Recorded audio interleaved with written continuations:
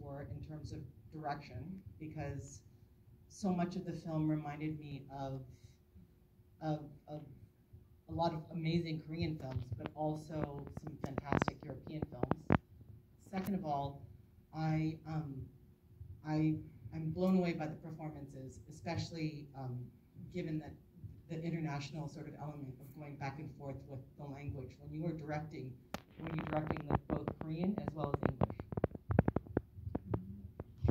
English? I'll answer in English first because you asked in English, and I think I'll forget if I do it the other way.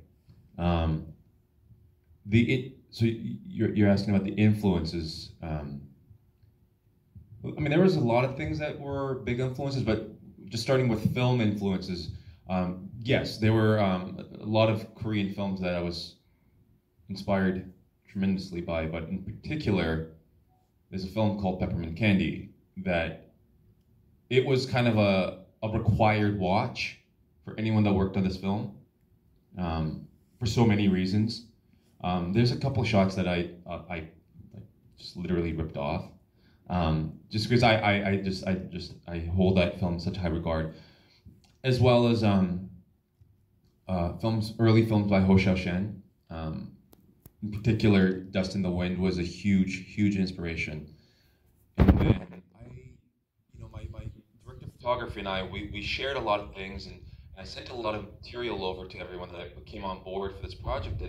And I was sending a lot of things like just old traditional Korean paintings, and old Korean vase, pottery work.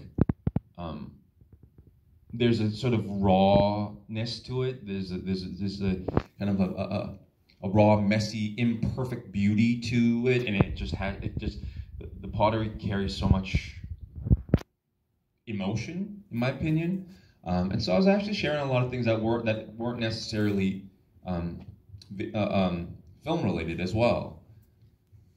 And then in regards to the European influence, I mean, it's pretty hard to not be influenced by, certain great films like 400 Blows when you're telling a story about a, young boy. And then more recently, there's a film called Happy's Lazaro, an Italian film that I just think is one of the best films I've seen in a long time.